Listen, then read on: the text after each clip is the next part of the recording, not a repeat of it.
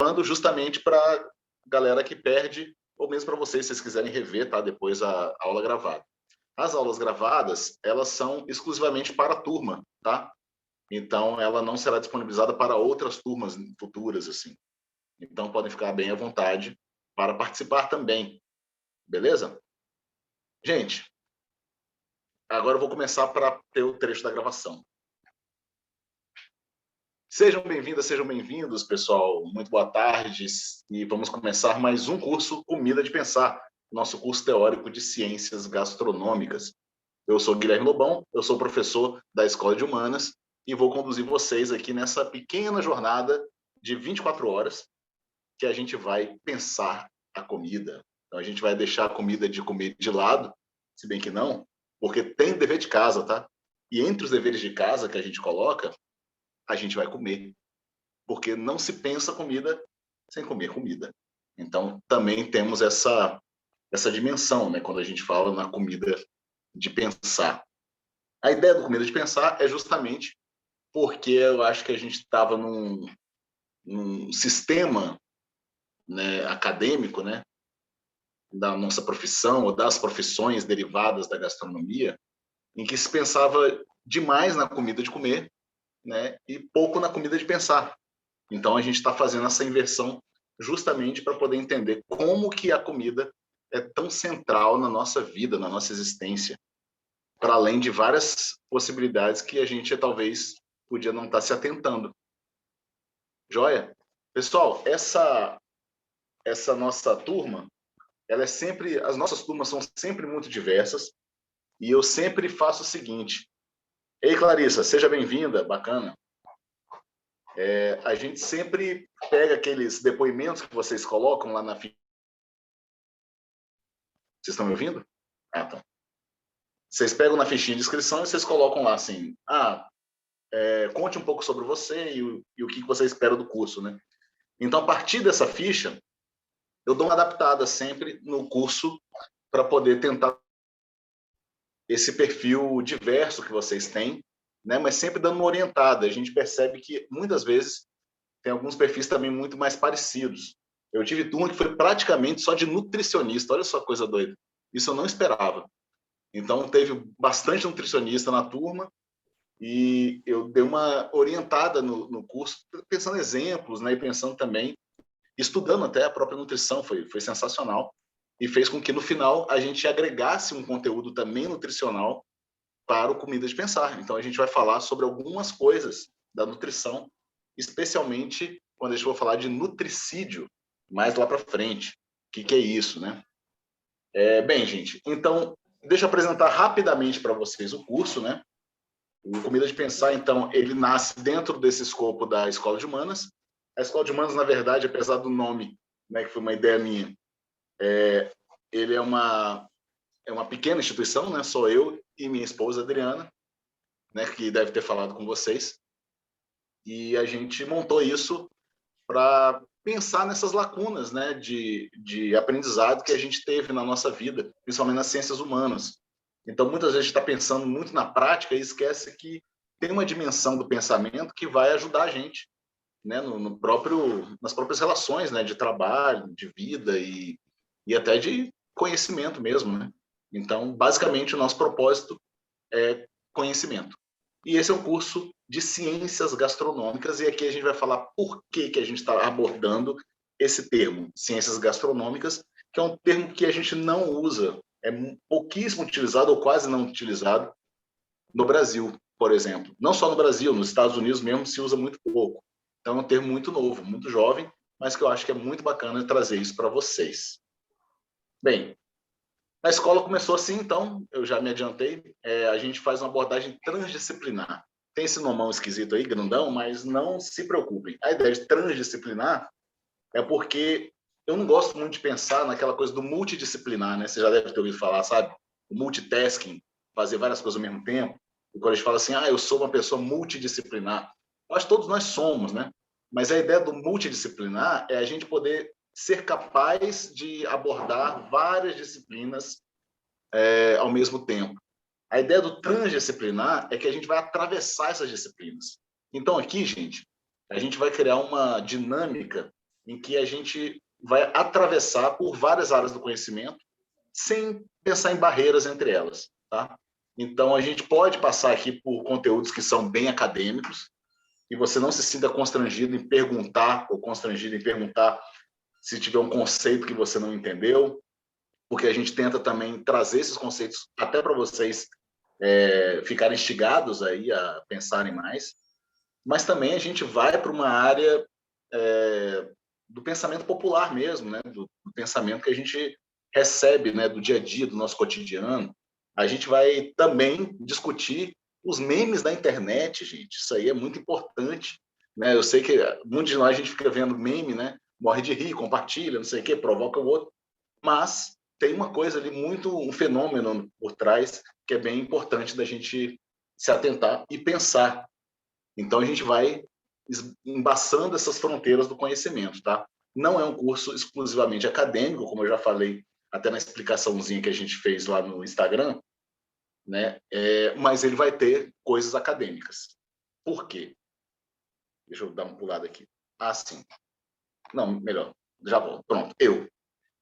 Porque eu, gente, sou um camarada que estou na academia, mas eu venho da cultura pop, né? Então, eu não pude abandonar isso, né? A própria linguagem que a gente vai adotar, ela é essa linguagem coloquial, não é nada, né, super erudito que a gente está pensando, mas vai ter um nível de erudição que eu acho que vai ser importante para a gente poder crescer. Então, eu sou um professor de humanas, né? Eu sou jornalista de formação e de ofício, trabalho até hoje como jornalista também, né? Trabalhei muito tempo como crítico de cinema, minha área sempre foi muito do cinema, mas há 10 anos eu caí na gastronomia, sabe? Eu literalmente fui empurrado para a gastronomia.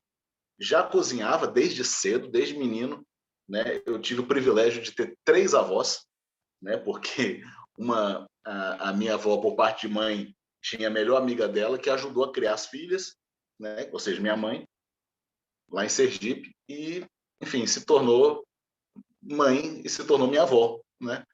Ela é viva ainda hoje, né? Tem 103 anos, gente.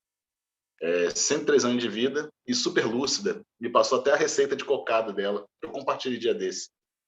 Então, eu cresci na Barra da Saia das mulheres, né? Cozinheiras, né? Fazendo e biscoiteiras, né?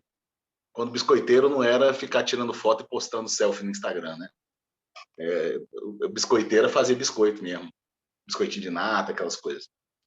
Pois bem, então eu venho daí e sempre resisti muito em escrever sobre gastronomia no jornalismo, porque eu tinha aquilo como um conteúdo, sei lá, íntimo meu, talvez, né? Eu sempre estudei muito receita e comida, e sempre assisti muito programa, sempre li muito livro e colecionei livro de receita e de não sei o quê. E em 2010 foi inevitável eu entrar na gastronomia porque o dono do jornal que eu trabalhava eu era diretor do site e ele simplesmente me incumbiu de fazer um programa chamado Clica Gourmet na época. Eu fiz e a partir daí começou a jornada. Então, trabalhei em alguns veículos de comunicação desde então, sempre na área de gastronomia. Neste momento, estou comentando gastronomia na CBN para a Praça do Distrito Federal. Tá? Mas também tem meus inscritos aí, vocês podem ver no blog aí do Comida de Pensar, do site.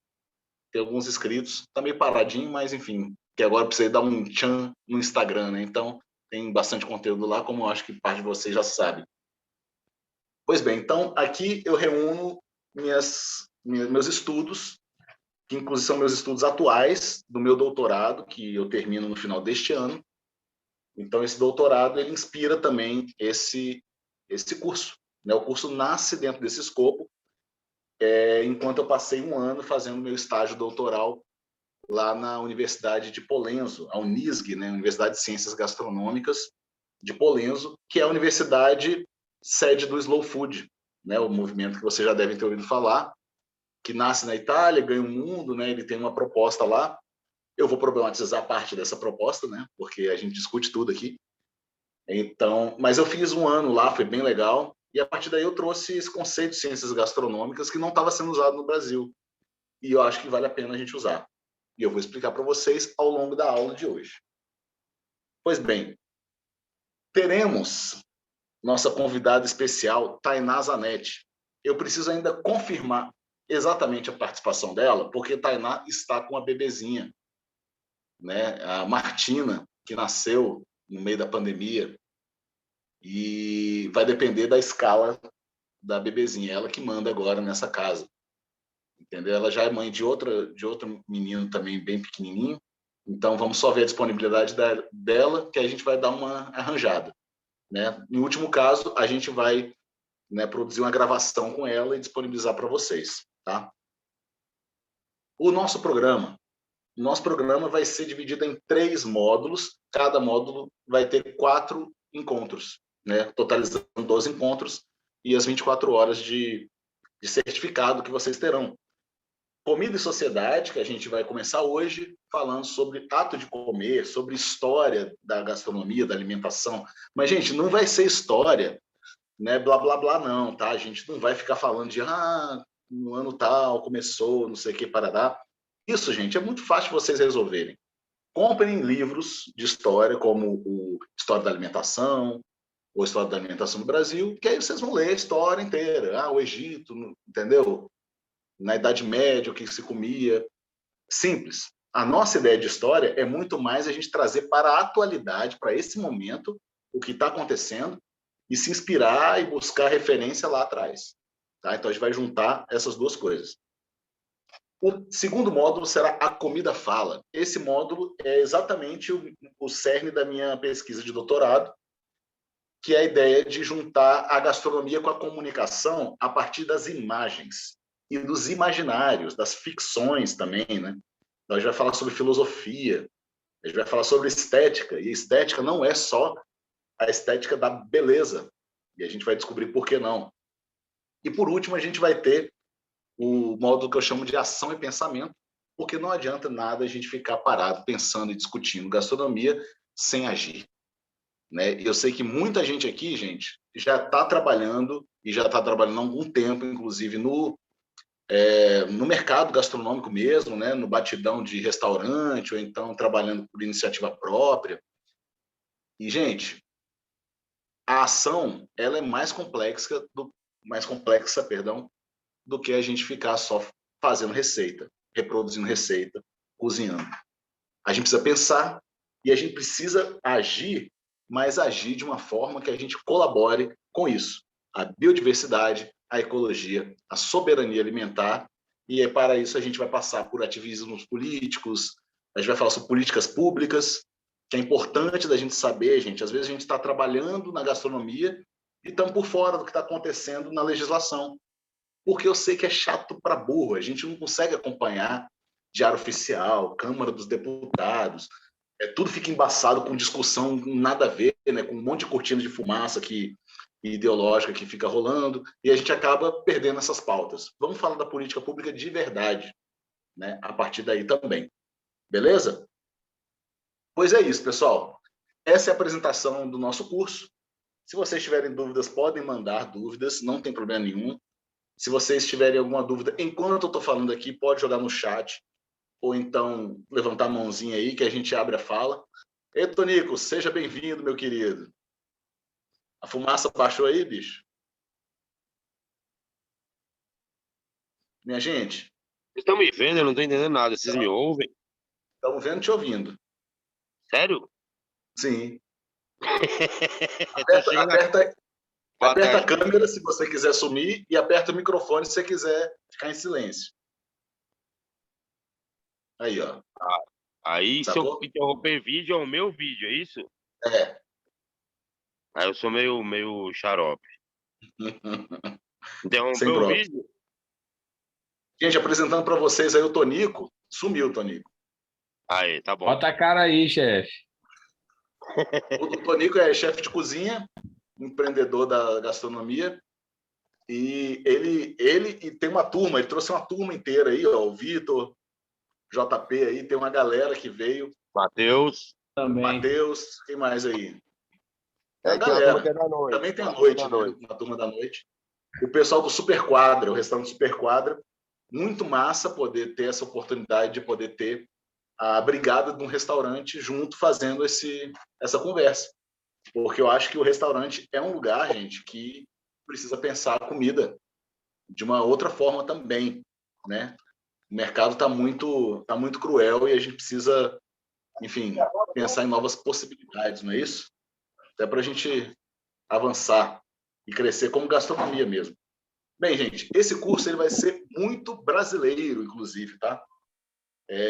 Aí, claro que a gente vai falar sobre fenômenos internacionais, comida internacional, mas ele foca muito a partir da nossa brasilidade, tá? Então ele vai falar muito sobre a nossa realidade brasileira. E como na turma, como vocês preencheram lá naquele formulário, não tem ninguém de fora do Brasil nessa turma, já tivemos em outras e aí a gente acabou abrindo um pouco mais para outras discussões também, a gente vai focar no nosso Brasilzão. O que é gastronomia? Vamos começar por aí, gente. Gastronomia, pessoal, é um termo que a gente começou a usar popularmente há pouco tempo. Isso aí foi agora, anos 2000, que começou a usar gastronomia para cima e para baixo. Os restaurantes, aliás, eles só começam a adotar gastronomia é coisa de 10 anos para cá, entendeu? Ah, a gastronomia do restaurante tal, a gastronomia disso, a gastronomia daquilo.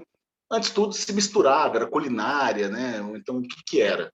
Né? E tinha uma confusão sobre isso. Vamos entender uma coisa, a gastronomia, o termo gastronomia, nasce lá na França, com um camarada chamado Jean-Athelme Brillat-Savarin. Vocês vão ter todas essas referências na plataforma de ensino, tá? Que eu vou mostrar para vocês ao final da aula, como que ela vai funcionar, e vocês vão receber o link para entrar, e vocês vão colocar uma senha, e lá vocês vão ter tudo. Vão ter a bibliografia, os links que a gente está utilizando, as gravações das aulas, tá? E vocês podem ficar à vontade para usar isso por vários meses aí a seguir, inclusive para consultar depois. Pois a gastronomia nasce lá com esse sujeito pensando justamente no termo gastro, estômago, nomos, né, que é normas, regras. Então é regras do estômago. Basicamente, o Brillat-Savarin ele foi um camarada que criou um conjunto de regras de como você come e bebe bem. Então tem um livro dele chamado Fisiologia do Gosto, né, do século XVIII, né, para XIX. Ele é um livrão, considerado uma das bíblias da gastronomia, só que ele está muito preso à aristocracia francesa, entendeu? Ele está ali, ele é um camarada super rico que fugiu da Revolução Francesa para não ser guilhotinado, né, para não perder a cabeça, porque ele era cheio da grana, abastado. Mas ele escreve, ele tinha esse prazer de comer e vai escrever a gastronomia pensando nisso. Gastronomia é para poucos, né? Era o que foi chamado de era dos gourmands, ou seja, era quem sabia comer. Gente, não existe mais essa ideia do saber comer. Já descobrimos que o saber comer, ou a gastronomia, ela está dentro da nossa vida desde quando a gente nasce. Porque a gastronomia, ela vem antes da França. Não foi ela que inventou isso. Ela se tornou, sim, uma referência. Ela conseguiu criar os nomezinhos certos, né, e fazer uma narrativa bem interessante e que a gente respeita e a gente entende até hoje, mas que a gente precisa também se separar dela, tá? Quando vem a era dos gourmands, logo vem também a era da cozinha profissional, também na França, porque os franceses, a gente vai ver em outra aula, especificamente a história do restaurante, que os franceses eles vão conseguir criar os primeiros livros técnicos, exportar os primeiros profissionais que saberiam organizar uma cozinha, organizar um sistema de alimentação tão rápido e tão eficiente, né? Que foi interessante você contratar os franceses para cozinhar. Então a Inglaterra fez isso, a Itália fez isso, todo mundo foi fazendo isso e por conta do processo de colonização, o Brasil não foi diferente. Começou a ter chefe francês chegando no Brasil também, nos Estados Unidos. Todo mundo foi desembarcando em todos os lugares desse Ocidente. E aí isso foi entendido como arte culinária. E aí começaram as primeiras escolas, né, de artes culinárias. E a ideia de arte culinária nasce ali com a Le Cordon Bleu, no início do século XX. Então você tem uma escola de arte culinária que está preocupada em ensinar técnicas francesas. esse receituário de Carême e Escoffier, duas figuras que a gente vai falar algumas vezes depois, que foram os camaradas. O Carême foi o cara que... Opa, Fabiano, tem um documentário sobre chefes franceses que vieram para o Brasil. Ah, sério? Não conheço. Não conheço. Joga referência aí para a gente, compartilhe, que a gente pode assistir e discutir depois também. Então, a ideia de arte culinária, ela foi a que durou mais tempo, né, no nosso imaginário durante o século XX. Aliás, ela dominou o século XX inteiro. A gente não falava em gastronomia, a gente falava em livros de culinária. Não sei se vocês lembram disso. Todos os projetos que você tinha, inclusive programas de TV, a partir dos anos 60, aí, 50 e 60, né, quando do advento da TV, você vai ter, então, programas de culinária. A ideia sempre é a culinária. E o que é culinária? E por que isso é diferente da gastronomia? Gente, a culinária são os modos, os métodos, as formas de você preparar, manipular um alimento para transformá-lo em receita. Ele é só isso. Normalmente, a culinária ela está direcionada justamente ao fazer íntimo, ou seja, doméstico. Então, na sua casa, você não pratica uma gastronomia, você pratica uma culinária. Dentro da escola de culinária, você não pratica uma gastronomia, você pratica uma culinária. Né? Inclusive, o curso de gastronomia que temos hoje, que é o curso de tecnólogo em gastronomia, é um curso que vai ensinar culinária, né? A parte prática, não exatamente gastronomia. Veja, esses termos, tem várias pessoas também que discordam, também tem outras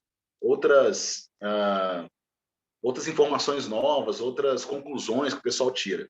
Mas, a rigor, tem sido mais aceito, né, no meio aí acadêmico esse tipo de divisão. Sendo que a gastronomia é o que fazem vocês que estão no ramo dos restaurantes.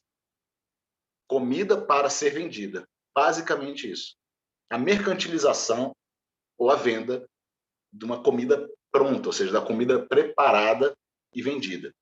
Inclusive na Itália, se você chega lá, todo lugar que tem escrito gastronomia, ele simplesmente quer dizer lugar que você pode comer comida pronta, comprar comida pronta para levar para casa. Sabe aquela seção do supermercado que você tem com o frango assado, aquela farofinha nos potinhos de plástico, né, o feijão tropeiro, né, já tudo ali pronto? Essa seção no supermercado da Itália chama-se gastronomia. Ó, essa aqui é a seção de gastronomia. Você chega lá, pega a sua comida pronta, entendeu? Então a gente começou a gourmetizar o sentido de gastronomia. Né? A gente começou a falar gastronomia diz respeito a uma comida uau. E aí veio a ideia da alta gastronomia, que é uma forma de tentar atualizar o conceito de haute cuisine, que era o conceito francês de alta cozinha. Alta cozinha ou alta gastronomia, então, fica à vontade. Gente, quem tiver precisando sair, depois voltar, fica à vontade, não tem problema. Né? Nosso sistema aqui ele é bem dinâmico e também informal. Tá? Então, gente, quando a gente vai pensar em alta cozinha ou alta gastronomia, esses termos foram utilizados para o propósito de distinção. Ou seja, queremos elevar o discurso da gastronomia que começou a se popularizar. Então, sai da gastronomia dos gourmands, lá de Brillat-Savarin, né, que veio com esse termo, ou seja, da nobreza que praticava gastronomia, que tinha acesso às coisas do bom e do melhor, na França, ali do pós-Revolução Francesa. E então começa a ser penetrado nas classes mais populares.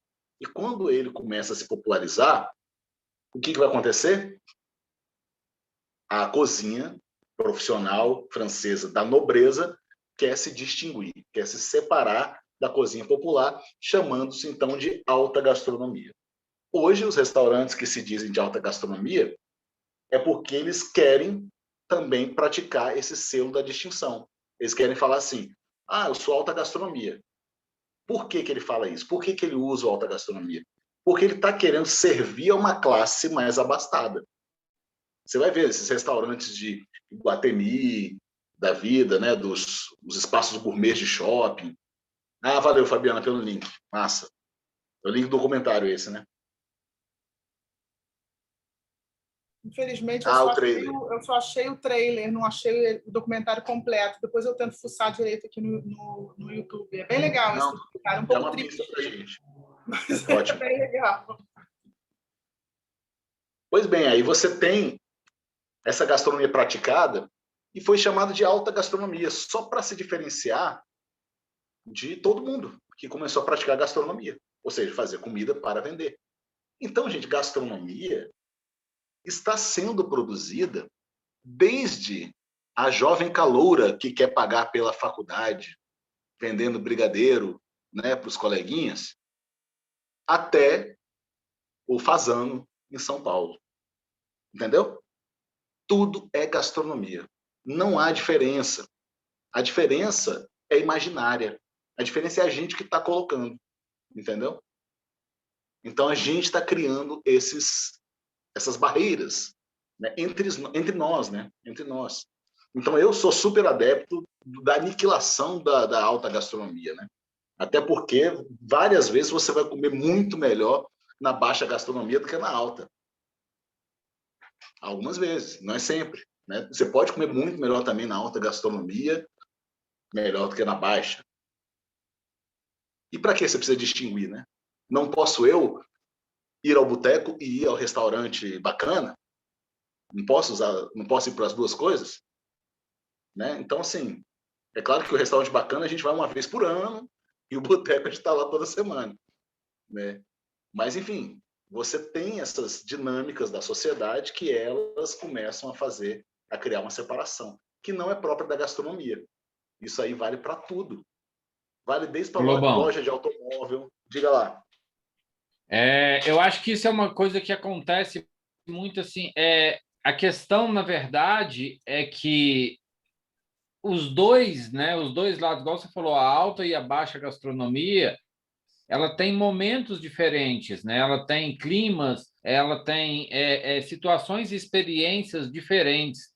E eu acho que o grande lance é esse, não é que uma briga com a outra ou que uma é certa, outra é errado, né? Eu sempre trago para o meu universo de hambúrguer, porque é o que eu sei falar, né? Mas às vezes a galera me pergunta: você come no McDonald's, você come o podrão da esquina? Eu como, entendeu? Porque eu acho que tem momentos diferentes. Tem dia que eu estou com vontade de um, tem dia que eu estou com vontade de outro, e eu acho que eles se completam, né? Porque ia ser muito chato se só existisse um lado.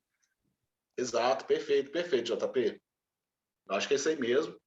O que acontece é, quando a gente estipula que uma coisa é alta gastronomia e outra coisa é baixa, aí a gente cria justamente essa polarização que você está falando.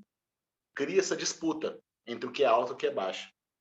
O mais interessante é a gente pensar que tudo é gastronomia, porque tudo é, entendeu? E as nuances são milhares hoje, né, que você pode ter. Desde o podrão da esquina até um restaurante com um serviço de salão. Então, a gente vai ter essas dinâmicas acontecendo na sociedade. Quando a gente estipula que uma coisa é alta, outra coisa é baixa, a gente cria justamente esse ruído da distinção. E este ruído, gente, é o que a gente costuma chamar de gourmetização. A gente vai falar ainda muito sobre gourmetização. A Tainá Zanetti vai trazer uma conversa bem legal sobre isso para a gente. Mas a gourmetização, ela é o resquício de um processo que é um processo super genuíno, que é de transformar uma receita em algo mais elaborado, ou um ingrediente em algo diferente. Então, tudo é transformação dentro da cozinha. A gourmetização é quando esse processo de transformação se banaliza, quando a gente tenta criar um elemento ficcional de sofisticação para aquela comida, sabe? Que não é dela. E a gente tira daí, a gente gourmetiza. Gourmetização hoje está sendo usada, inclusive, para falar não só de comida, né? Aí já fala de várias coisas gourmets, né? Fala assim, poxa, aquele shopping lá é mó gourmet. Você não está falando da comida do shopping, mas da classe, né? A ideia de gourmetizar é essa ideia de sofisticar. Só que é uma sofisticação que ela serve o propósito apenas da imagem. Então, quando a gente vai pensar em sabor, a gourmetização ela não está ajudando. Ela cria espantalhos, ela cria fenômenos, ela cria bolhas, né? E você vai perceber no ciclo da gourmetização uma coisa que a gente vai discutir também mais para frente, que são as ondas, né, de tendências. As paleterias da vida, né, as temaquerias, as iogurterias, as não sei querias, né? Algumas deixam de se tornar tendência e, de fato, se penetram na sociedade. Caso da hamburgueria, né? Hamburgueria que eu me lembro quando eu entrei na Veja Brasília, gente, em 2013, eu mapeei hamburguerias de norte a sul do Distrito Federal e no Distrito Federal eu levantei 4 hamburguerias. Hoje eu desisto de fazer isso, porque já são quantas, hein, JB? Ô, Lobão, esse número, todo mundo me pergunta isso, né? Se eu tenho alguma ideia, eu arrisco mais de 700, porque só em Águas Claras a gente mapeou 300 para um festival uma vez. Só em Águas Claras. Entre deliveries e loja física, claro, né? Food trucks, tudo. Mas só de hambúrguer artesanal, né? Fora hambúrguer, né, industrializado e outros tipos. Só de hambúrguer artesanal. Falei. Então, é um fenômeno que veio e ficou aí, né? Conseguiu perenidade. A gourmetização, então, ela vai levar a esse tipo de fenômeno. Eu não estou falando que é bom ou ruim, tá? Porque isso a gente vai decidir ao longo do tempo. E aí, isso está fazendo mal para mim ou está fazendo bem? O que a gente vai fazer aqui no Comida de Pensar é pensar sobre esses fenômenos. O que são? Mais do que a gente ficar recriminando. A gente vai recriminar outras coisas que vocês vão ver na aula de hoje, inclusive, tá? Bem, sobre ciências gastronômicas. O que é isso? Gente, a formação, quando a gente pensa em ciência, a gente está pensando em formação, né? A formação tradicional. Eu acho que pode ser importante, sim. É importante, obviamente, a formação tradicional. Mas a formação tradicional não dá conta hoje da complexidade do mundo que a gente vive. E vocês sabem disso. Os cursos de gastronomia que a gente tem, que são cursos tecnológicos, eles são cursos que estão ficando caducos, que não conseguem mais se atualizar à medida do tempo andando para frente. E a pandemia também mostrou muito disso para o curso de gastronomia, né? Não só para as outras áreas das nossas vidas, né? Mas aqui também. Então, o que acontece? Quando a gente vai falar de curso de gastronomia, a gente tem no Brasil a ideia do tecnológico. Fora do Brasil, a gente começou a pensar em food studies, estudos da comida, estudos da alimentação. É o termo mais aceito hoje nos Estados Unidos, por exemplo, né? O food studies, né? É o que eles usam. No Brasil, é usado muito isso também, estudos da alimentação. Na Europa, começou-se a usar ciências gastronômicas. E eu me identifiquei muito. Por quê? Porque a ideia de ciências gastronômicas é a ideia de você tirar a gastronomia só daquela serventia de aprender a fazer, sabe, finalização de bolo, né? Aprender o sistema de restaurante, como funciona, então aprender hospitalidade. E você sai dela para entender que a gastronomia está acontecendo em várias áreas do conhecimento. Desde a sociologia, como a gente vai ver hoje, a história, obviamente, a comunicação. Gente, não existe gastronomia hoje sendo feita sem comunicação. Ou vocês conseguem ver alguma gastronomia que não dependa absolutamente de comunicação? E quando eu falo comunicação, não é só a divulgação, né, da quintinha que você faz para vender, sabe? Ou do restaurante, ou das suas coisas, do meu curso, entendeu? Não é isso. Quando a gente fala em comunicação, a gente está falando de tudo. A própria comunicação dentro da cozinha já começa ali, sabe? A ideia de ciências gastronômicas, então, é a gente pegar a ideia de transdisciplinaridade, que a gente está trabalhando na Escola de Humanas, ou seja, toda área é bem-vinda para discutir a gastronomia. Desde a cultura popular, a música, né, as festas populares. Existe festa popular sem comida, gente? Aliás, festas populares a gente vai justamente por causa da comida, não é isso? Pensa na festa junina, né? Festa junina você vai pensando na comida. Ah, tem gente que gosta do forrozinho, beleza, mas você vai pensando na comida. Festa é sinônimo de comida. Quando eu falo comida, é bebida também, né, gente? Beber, bebida também é alimento. Então, ele está dentro desse nosso escopo. Então, quando eu falo da transdisciplinaridade, estou falando isso. Temos conhecimentos indígenas das nossas matrizes africanas que foram perdidos, que hoje estão sendo recuperados a partir do pessoal aí, dos estudos das minorias mesmo, né? Dos próprios indígenas que começaram a entrar no campo acadêmico, né? Pessoas de ascendência africana que começaram também a recuperar isso. E algumas coisas delas a gente vai ver aqui no curso, Comida de Pensar. Também está dentro. Existe um campo que é extracientífico, gente, e que ninguém consegue ensinar isso na faculdade, que é o campo da sua vida. A famosa faculdade da vida. Você me formou aonde? Formei na Universidade da Vida. Né? Dando murro em ponta de faca, batendo na cabeça na parede, e consegui aprender um monte de coisa. Esse aprendizado, ele é valiosíssimo, inclusive para a gente pensar a comida. Muita gente pensa assim, poxa, eu aprendi só fazendo. Você nunca aprende nada só fazendo, você aprende pensando também. Agora, você precisa dignificar o seu fazer, como também estrutura de pensamento. Essa é a nossa ideia ao pensar em ciências gastronômicas. Também convocar essa prática, essa praxis, né, o fazer, para ser algo que ensine, né, que troque experiências e que seja pensado como ciência também. Se a gente for pensar em ciência, gente, ciência não é... A universidade não é dona da ciência. Ciência quer dizer conhecimento. Acabou. Conhecimento a gente pode adotar de vários lugares. Na gastronomia, formalmente, esse conhecimento tem sido muito técnico. E não se tem camadas, por exemplo, poéticas. Não tem camadas sensíveis, né, da beleza da gastronomia, que vai discutir a gastronomia como espiritualidade, por exemplo. A gente vai falar sobre religião e vocês vão ver que toda religião, gente, todas, inclusive o ateísmo, né, várias religiões e vários processos, né, e vários núcleos de crenças dependem, nas suas narrativas, da comida, ou usam a comida como uma forma de chegar aos seus deuses, né, ao outro patamar, né, de vida, na transcendência.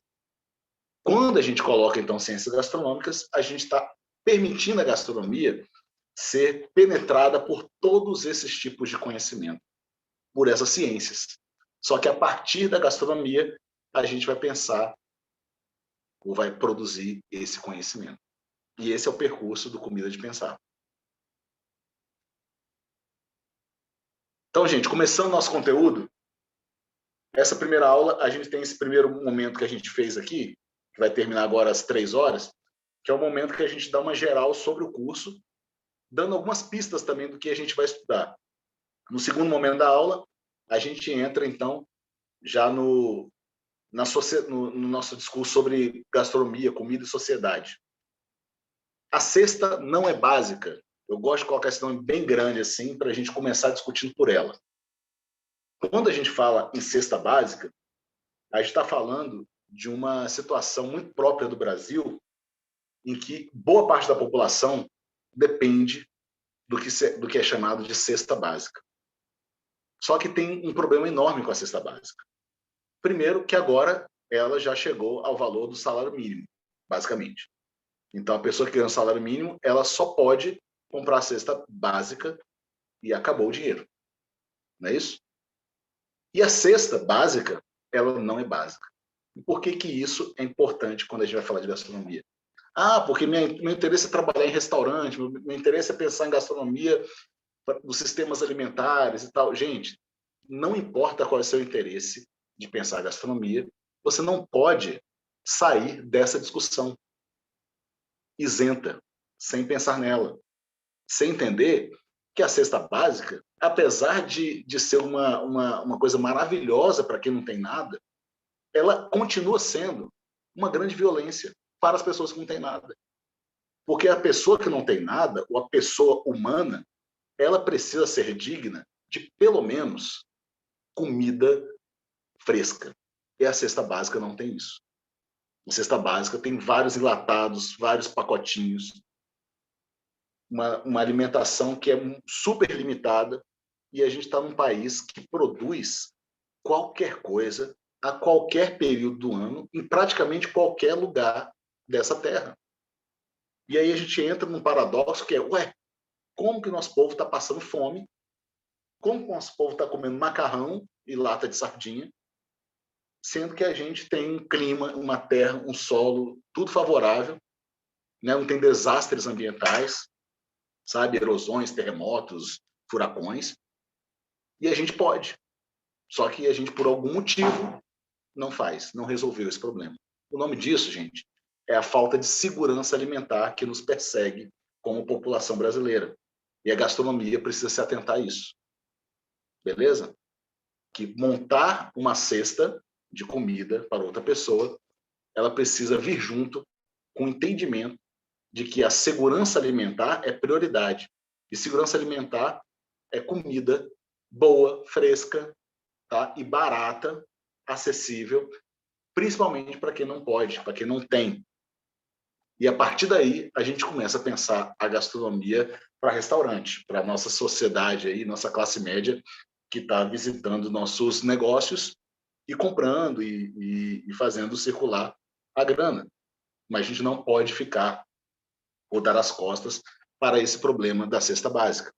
Essa é uma questão que a gente vai discutir mais a fundo no nosso terceiro módulo. Bem, na aula de hoje a gente vai falar um pouco sobre futebol, né? Vamos falar sobre futebol e sobre sexo, né? Vocês viram, né? Já um spoiler que eu dei no Instagram, não sei se viram, que a gente vai falar sobre sexo na aula de hoje. Eu falo isso só para o pessoal ficar assim, eita. Mas não vai ser nada demais, gente. É porque a comida está em tudo, entendeu? E a gente pode relacionar a comida com tudo. No caso do futebol, eu trago futebol para a gente relacionar a comida com o nosso espírito de povo brasileiro. Tem dois momentos aqui que eu coloquei para vocês. Ó. O 2-1, que a gente não se lembra, né? Alguns aí que gostam de futebol sabem, mas não é algo que está na nossa lembrança, porque aconteceu em 1950. E o 7-1, que está bem mais fresco na nossa memória. E o que aconteceu nesses dois momentos? Nesses dois momentos, o Brasil sediava a Copa do Mundo. O Brasil tinha como sua principal característica esportiva o futebol. Ou seja, o Brasil já era o país do futebol em 1950 e estava sediando a Copa do Mundo pela primeira vez e chegou à final da Copa do Mundo no Maracanã contra o Uruguai e perdeu. Tomou de 2-1. E aquilo deu uma bad geral na nação. E uma bad, gente, que pelas conversas que eu já tive assim, com tios, pais, gente que viveu essa época, falou que é muito parecido com o que aconteceu aqui no Brasil em 2014. Não foi no Maracanã, foi em Belo Horizonte, mas o Brasil encontra com a Alemanha, sediando a Copa do Mundo e sendo ele próprio um dos favoritos, e toma o fatídico 7-1. Uma vergonha absurda, uma vergonha nacional que fez com que o brasileiro se sentisse, né, a mosca do cocô do cavalo do bandido. E por que isso se relaciona à gastronomia? Porque a gastronomia, ela precisa ser vista por nós brasileiros como a gente vê o futebol. Deu arrepio de lembrar, né? É triste mesmo. Como a gente vê o futebol, ou seja, esse espírito do futebol, esse espírito de quando a gente vê que a gente derrotou, que a gente perdeu, a gente bate uma bad. Só que a gente precisa invocar o espírito de Nelson Rodrigues. Nelson Rodrigues, quando o Brasil perde para o Uruguai do 2-1, ele escreve um texto muito legal chamado Complexo de Vira-Latas. Você já deve ter ouvido esse termo várias vezes, o Complexo de Vira-Latas. Pois o Nelson Rodrigues ele vai escrever, né, A Sombra das Chuteiras, né? Ele vai escrever sobre esse 2-1 que o Brasil tomou. E ele faz uma reflexão muito interessante. Ele vai falar assim: o problema do Scratch ou seja, da seleção brasileira, não é mais de futebol, não é de técnica nem de tática, absolutamente. É um problema de fé em si mesmo. O brasileiro precisa se convencer de que não é um vira-latas e que tem futebol para dar e vender lá na Suécia. Ele escreve isso já pensando na Copa do Mundo de 54, falando assim, olha, o Brasil não perdeu, mesmo para a Alemanha, ele não perdeu por falta de futebol. O problema do Brasil não era o futebol, não é a técnica, não é a estratégia. É um problema de falta de fé em si mesmo. E esse viralatismo, ele está sobre nós. E ele está sobre a nossa gastronomia. A gente pensa que o Brasil, na verdade, a comida brasileira, é a comida afetiva. É uma comida, né, mais de mãe, mais de vó. Gente, a comida brasileira é que nem o futebol brasileiro. Ele não tem problema, não tem falta de técnica e nem de tática. Tá, gente?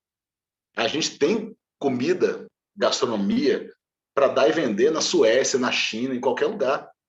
Só que a gente precisa superar essa absoluta falta de fé em nós mesmos, que faz com que a gente fique vira-latas, né? Ou seja, reféns, né, daquilo que a sociedade está dando. O vira-latas é esse bichinho que fica no meio da rua e ele come aquilo que está sendo colocado. E ele aceita aquilo, muito obrigado, e segue adiante a vida. Pois nós não, a gente tem que sair desse lugar. Tem que sair desse lugar e reivindicar a gastronomia brasileira para um lugar de fé em si mesmo. Ou seja, opa, nós temos técnica. É claro que temos técnica. Mas convencionou-se de que quando a gente fala em cozinha técnica, a gente está falando de cozinha francesa. Ué. Agora começou-se também a viralatizar até o nosso próprio churrasco. Aí a turma aí do Super Quadra, que sabe muito bem. O churrasco brasileiro não vale nada, churrasco de espeto, não sei o quê, fura, o suco da carne sai. Gente, é uma técnica lindíssima, entendeu? A ideia da gente pensar hoje o churrasco americano, que se popularizou bastante, ela não pode apagar o fato da nossa churrascada, o nosso churrasco brasileiro, ser absolutamente técnico também. Tudo é técnica, gente. Aliás, existe técnica mais complexa do que a de fazer o tucupi? Vocês já viram fazer um tucupi, gente? É uma engenharia absurda. Aquilo ali, você não Lobão, aprende no candomblé. eu não sei se você viu, se você conhece o trabalho do Caribé lá em Belém do Pará, né? E o Caribé ele escreveu um livro chamado, né? Acho que é Barbecue Brasileiro, saiu agora, né? Eu já comprei, quando eu chegar eu compartilho aqui com vocês. E é o primeiro registro, na verdade, do churrasco brasileiro até então, né? Que daí pega um pouco dessa parte e as novas coisas, e por ele ser do norte também, né? Ele abraçou ali todo o norte e nordeste, que muitas vezes não faz parte desse tipo de estudo. Então, fica essa dica aí para, né, em relação a churrasco. Bela dica, bela dica. O churrasco, aliás, nasce não no sul, né, do Brasil, ele nasce no norte. Né? Ele nasce no norte do Brasil. Ou seja, na verdade, o churrasco nasce antes do Brasil, né? No Pindorama, né? Os indígenas já faziam churrasco, já faziam moquém, né? O peixezinho lá na folha de bananeira, controlando o fogo, sabendo a temperatura e tudo mais. É isso, gente. Temos que eliminar da nossa vida essa ideia de que quem tem técnica é o outro, é quem fez a universidade, quem fez o cordon bleu. São técnicas diferentes, tá? Mas tudo é técnica. O que a gente precisa, na verdade, é reivindicar ou fortalecer, né, a fé em nós mesmos. Para você ter ideia, só um exemplo curioso. Esse nosso viralatismo brasileiro é tão grande que aí a gente tem aquele papo que a gente sempre fala assim: brasileiro precisa ser estudado. Porque o brasileiro não pode ver a comida dos outros que já vai estragando, já vai fazendo, já vai gourmetizando, não é isso? E aí a gente fala dessa pizza aqui, ó, tá vendo essa pizza aqui em cima? Pizza com borda de coxinha. Cara, só pode ser brasileiro mesmo, né? Pizza com borda de coxinha, que exagero. Gente, estive na Itália, né, fazendo esse meu doutorado, e essa pizza aqui de baixo é uma das mais populares lá no norte da Itália. Pizza de batata frita com salsichinha Viena. Sabia disso? Na Itália. Aí a gente fica pagando pau para a Itália, falando assim, porque italiano vai morrer se vir o brasileiro colocando catupiry na pizza. Vai morrer que nada, gente. Tem pizza na Itália, gente, com borda de espaguete. Você já viu isso? Abre a borda e sai de dentro um espaguete. E aí, meu querido? A gente fica assim, ó, se viralatizando, falando assim, poxa, porque a gente estraga as coisas. Estraga nada, gente. Pegamos o nosso sushi, ó, o sushi do japonês, e colocamos Nutella e morango. Aí fala assim, poxa, que desgraça, né? O pessoal até brincou agora, né? É por conta de coisas assim que o Brasil tomou essa ferroada nas Olimpíadas dos juízes de Tóquio, não é isso? Mas, ali perto, ali, ó, na Coreia do Sul, nasceu esse fenômeno aqui, bizarro, não sei se vocês já viram, chamado mukbang. É um fenômeno no qual as meninas, né, e depois meninos também, comem uma porção absurda de comida de frente para a câmera e sai comendo. Essa imagem ainda é bonitinha, porque eu coloquei a moça comendo aí um waffle com chantilly e morango. Mas essa menina aqui, ela comeu já até polvo e lula vivos, né, na frente do povo, assim, comendo. São coisas, assim, bizarras. Ou seja, essa bizarrice, ela é coisa do espírito humano, gente, não do espírito brasileiro. Deixemos de ser vira-latas e achar que a gente que precisa ser estudado. É o ser humano que precisa ser estudado. Entendeu? E a gente faz parte deles, né? Faz parte disso. E temos nossas idiosincrasias. A mesma coisa aqui, ó. Lasanha e o miojo. A gente sempre pensa no restaurante super premiado, Michelin, a gente não consegue pensar naquilo como uma coisa estranha ou nojenta, um processo esquisito. Mas, quando a gente pensa em alguma coisa mais popular, nesse caso, o elemento industrializado do miojo, que virou em Nova York, depois veio para o Brasil, e ainda bem que não deu certo a moda do hambúrguer de miojo. Aí, JP, para você colocar na sua lista, o hambúrguer de miojo. O hambúrguer de miojo, ele chegou fazendo um maior sucesso, mas a gente virou o olho para ele. Ah, que nojo, que coisa horrorosa. O camarada pega o miojo, cozinha o miojo, depois amassa o miojo, frita o negócio, entendeu? Um processo muito esquisito, né, que você quase liquidifica o macarrão para poder fazê-lo desse jeito. Só que o Máximo Bottura, na época que ele foi aí, ó, número 1 dos restaurantes do mundo, ele fazia a lasanha dele, ó, essa lasanhazinha desconstruída, ele fazia usando um processo idêntico. Na verdade, ainda mais processado. Ele cozinhava o macarrão e depois processava o macarrão, formava uma pasta, esticava essa pasta, congelava essa pasta e depois fritava essa pasta de macarrão já cozido.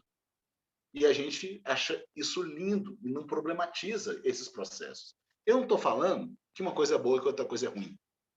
Tá? Mas a gente convencionou de que se é um prato feito por um restaurante super premiado e tudo mais, ele é necessariamente bom e o processo que ele usa é digno de louvor. Enquanto o sujeito lá da lanchonete em Nova York, na rua, pensa nessa ideia do miojo, ele logo é tido como, né, um palhaço, fazendo molecagem na cozinha e fazendo uma modinha popularesca e gourmetizada. Tudo é gourmetização, para o bem ou para o mal. Não sei aonde você está pensando. Mas é isso. O fenômeno é o mesmo. O que muda é a forma como a gente se relaciona com cada uma dessas expressões. O que a gente acha esquisito e o que a gente aceita, né, como esquisito e o que a gente aceita como super nobre. Isso faz parte, então, da nossa forma de construir o nosso imaginário. Bem, gente, sobre sexo. Falamos sobre futebol, agora sobre sexo. A ideia de sexo também é muito importante para a gente pensar a gastronomia. Por quê? Porque a comida, gente, é um troço muito sensual. Não sei se vocês acham isso. Mas é super sensual. E pode ser, né? Aliás, ela é tão sensual que vira até pornográfica. Começamos a usar demais o termo aí food porn, né? Comida pornográfica. O que é uma comida pornográfica? E a ideia de comida pornográfica se relaciona justamente com a pornografia do sexo mesmo, né? A ideia do explícito. A comida pornográfica é aquela comida, na verdade, da visão.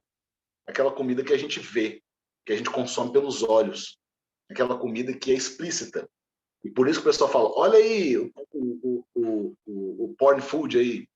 E aí o pessoal corta aquela gema derretendo do ovo, ou então aquele negócio da Nutella derramando, ou então aquela sobremesa terrível do camarada que coloca um picolé dentro. Enfim, essas coisas aparecem como pornográficas, porque elas são explícitas. Elas não têm nuances para você poder compreender. Ué, o que está acontecendo ali? E o objetivo dela, na verdade, é sempre o choque, é sempre chamar a atenção, é sempre falar assim, eita! E você vai consumir essa imagem justamente por esse índice de pornografia.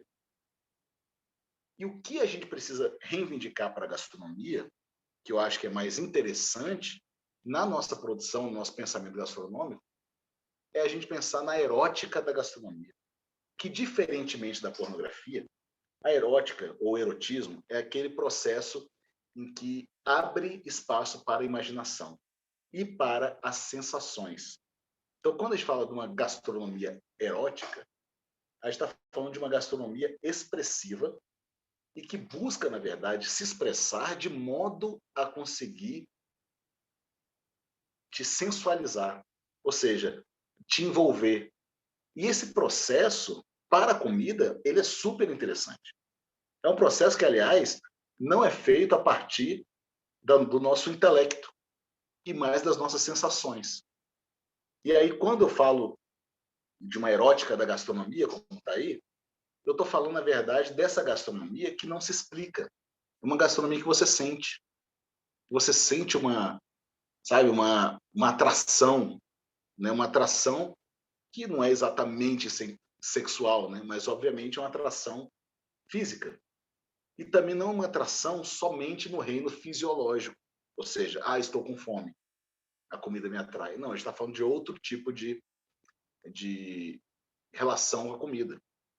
Então, a Susan Sontag, que é uma escritora, ela vai escrever, ela faz crítica de arte, né? Então, ela escreve muito sobre arte. E aí, escrevendo sobre arte, ela fala sobre a hermenêutica da arte. O que é a hermenêutica da arte? É basicamente aquela coisa da interpretação da arte. Sabe, quando você pensa na arte contemporânea, você vai lá no museu e vê um quadro super enigmático, né? E você vai tentar interpretar aquela pintura, por exemplo. Isso seria uma hermenêutica da arte. Você tentar interpretar aquela pintura. Isso quer dizer, não sei o que, isso aqui mostra que o pintor estava pensando nisso, ou isso faz uma referência àquela escola impressionista de não sei quando. Isso seria a hermenêutica da arte. O paralelo gastronômico seria uma hermenêutica da gastronomia, que é basicamente o que a gente entende hoje de uma crítica de gastronomia, que é uma crítica interpretativa, na verdade. De falar assim, esse ponto dessa carne está ruim, né? Faltou para chegar. Então, essa salada veio murcha, o camarada provavelmente já colocou o molho da salada muito tempo antes e ela perdeu aquela crocância, aquele frescor. Esse tipo de hermenêutica da gastronomia, eu acho que ele domina muito mais a nossa discussão do que a erótica da gastronomia, que seria o mais importante. Então, a gente passa muito tempo ali no TripAdvisor, ou então no próprio iFood, né, nos aplicativos de delivery e tudo mais, criticando as comidas e falando assim, porque o negócio veio amassado, porque o negócio não veio certo, porque o arroz passou do ponto, porque eu não sei o que. Não... E a gente se debate nisso e fica discutindo a hermenêutica da gastronomia. O que é que está certo, o que está errado nesse universo da gastronomia. O que a gente coloca ou o que a gente deixa de colocar em cima da pizza. Ketchup não pode. O italiano não está nem para isso, mas o paulista morre. Né? Paulistas que estão aí nos vendo podem atestar, né? É uma coisa muito mais do paulistano. Mas a discussão não pode ser essa. A discussão tinha que ser, ou pode ser, né, erótica. Uma discussão da erótica da gastronomia é basicamente a gente poder colocar a gastronomia no local de sensação, de apreciação estética, para além daquilo que você está vendo, mas para aquilo que você está sentindo. Porque a comida comunica muito mais para a gente do que só o gosto daquela carne ao ponto, ou mais bem passada, ou, enfim, aquela fritura bem feita, ou então aquela salada super fresca. A comida comunica muito mais do que isso. E essa comunicação da comida é o que a gente chama de erótica da gastronomia. E aí, para finalizar essa parte da sexualidade, o Rubem Alves ele tem uma fala bem interessante no livro Está na Mesa. É um livro bem poético, né? Rubem Alves foi um autor de poesia, né? Um teólogo também, que falou, entre outras coisas, sobre a erótica da gastronomia a partir da parte mais erótica que a gente conhece da gastronomia popularmente, que é a comida afrodisíaca. O que é a comida afrodisíaca, né? Comida afrodisíaca a gente fala, virou já propaganda de motel, né? Comida afrodisíaca, o pessoal tem assim, Dia dos Namorados, aí o motel divulga lá no outdoor ostras, né? Temos ostras, morango com chantilly, e essas coisas vão se tornando afrodisíacos, né? Só que são afrodisíacos do marketing, né? Que você entende, porque os próprios restaurantes vão fazer isso, né, gente? A gente sabe. E quem trabalha em restaurante sabe que precisa fazer, em alguma medida, uma comida afrodisíaca aí para os casais de namorado, pelo menos para você conseguir ganhar as pessoas no papo, né? De levar elas para poder comer aquela comida.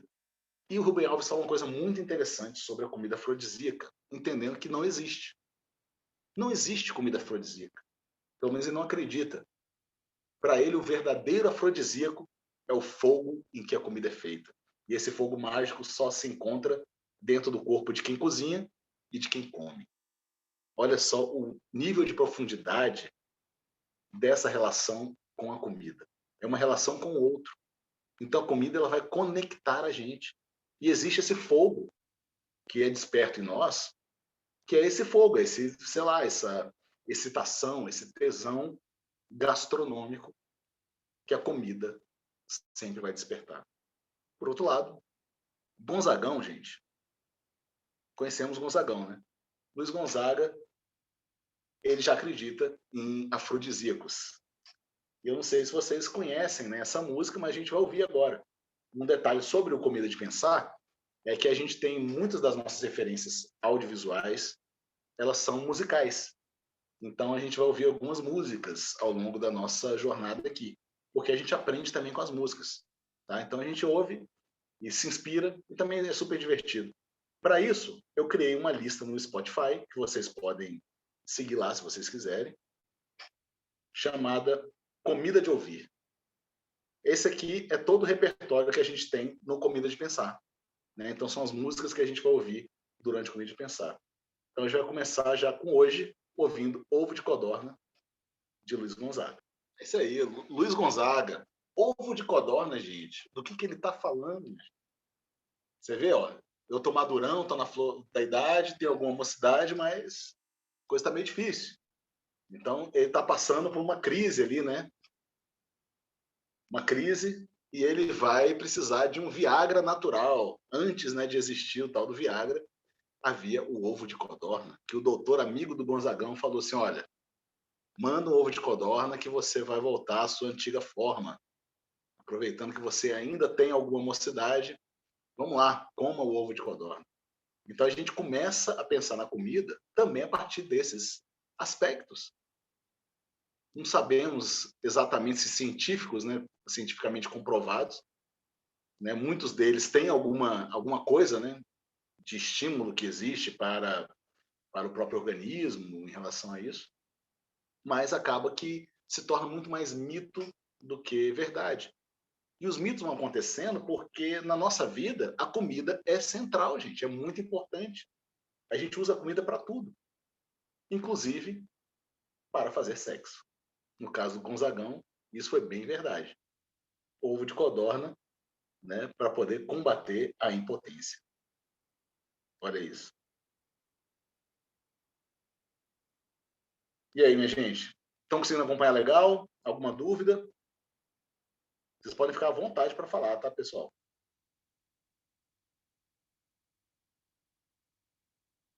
Tá fluindo ótimo, Lobão. Massa. Minha gente, olha só. Nessa segunda parte da aula, vamos falar sobre comida e sociedade, como prometido. Então, ó, gastronomia. O que é que está por trás da comida? Para a gente pensar em gastronomia, antes da gente pensar em gastronomia, a gente tem que pensar em comida. Pura e simples. O ato de comer. E o ato de comer, ele sempre foi ligado, né, a essa ideia fisiológica, do nutrir-se. Então, o ato de comer, basicamente, você tem uma necessidade fisiológica, uma necessidade básica, né, que é por alimento, e você se alimenta. Só que esse ato de comer, que é alimentar, ele é um ato que ele é natural e instintivo. Ele não tem outra camada. Aliás, ele não nos diferencia dos animais a partir daí. Porque todos têm o ato alimentar, né, que é um ato natural e instintivo. Quando a gente nasce, depois de respirar, a coisa mais importante que tem na nossa vida é a comida. É a gente respirar e a gente já busca o seio da nossa mãe para a gente poder se alimentar. A gente não conseguiu nem abrir o olho direito, entende? Não sabemos nem onde chegamos, mas a gente já sabe que a gente precisa daquele leite materno. A mesma coisa vai acontecer no reino animal, né? Busca pela comida.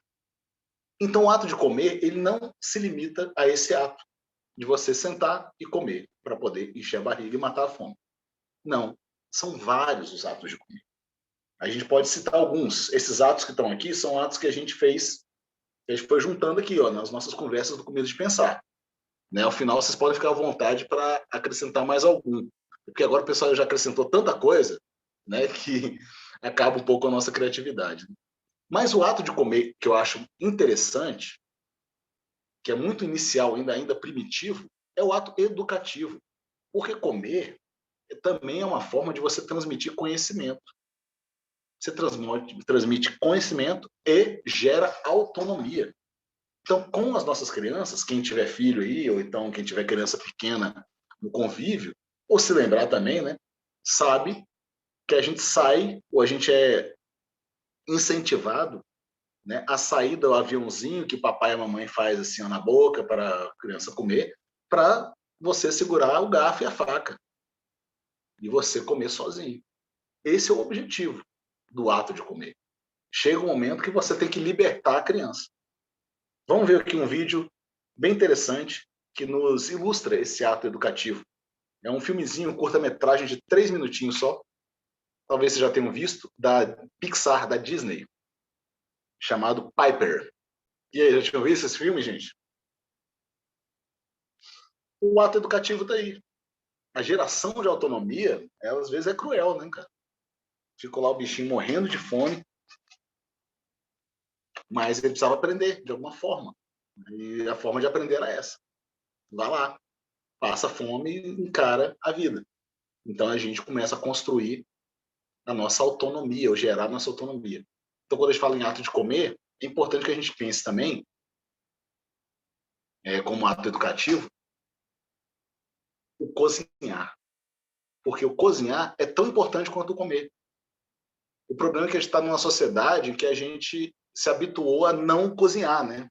Então, vocês provavelmente conhecem pessoas, né? É claro que o povo que está no Comida de Pensar, normalmente a gente já gosta de cozinhar, ou já gosta de comer, né?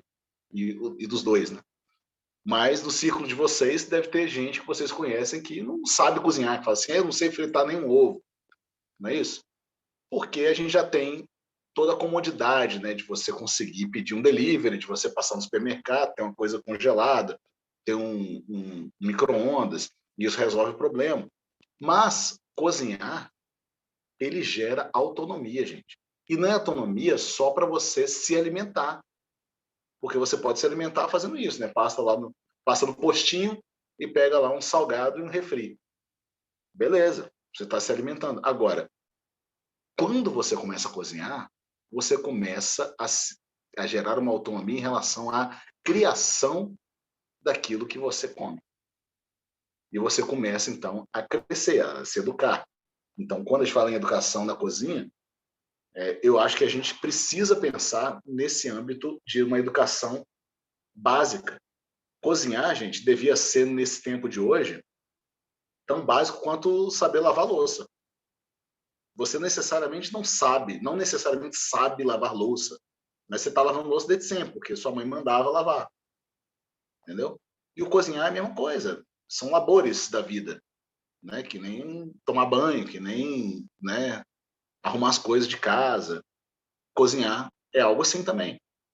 É claro que a gente pode levar o cozinhar para um outro nível, né? De cozinhar, inclusive, profissionalmente, né? E aí são outros que a gente vai encontrar. E vão gerar, e vão aparecer, a partir daí, vários atos de comer, né? Os atos de comer, eles são esses. Temos o ato agrícola. O ato de comer é um ato agrícola. Ou seja, da gente poder ter uma relação, ou conhecer a relação com o meio ambiente natural, né? Essa relação que a gente tem com o meio ambiente e a forma como a gente conseguiu domesticar esse meio ambiente para que ele nos sirva. Então, o ato agrícola é esse, né? O ato de plantar e de colher. A gente pode fazer isso. Não precisa nem ter uma casa. Você pode, dentro do apartamento, já fazer a sua mudinha, né? De manjericão. Já é um ato agrícola, né? De você, né, plantar e colher. Mas o ato de comer, ele também é um ato social. É um ato que gera comensalidade. É um ato que pode ser ritualístico e pode ser também transcendental, né? Ou seja, o ser humano ele se separa do reino animal aí, principalmente, justamente pela comensalidade. O que é a comensalidade? É o ato de comer junto. O ser humano ele tem então como gênese a necessidade de comer junto. Então, o ato de comer ele é completo se a gente compartilha, se a gente come junto. Então, a nossa sociedade ela foi toda moldada a partir de sentarmos à mesa, ou ao redor do fogo, ou no chão, enfim, onde quer que sua cultura, né, a cultura da humanidade, permita esse tipo de relação. Tanto é que quando a gente vai sair, a gente vai sair para quê? Vai sair para beber, vai sair para comer.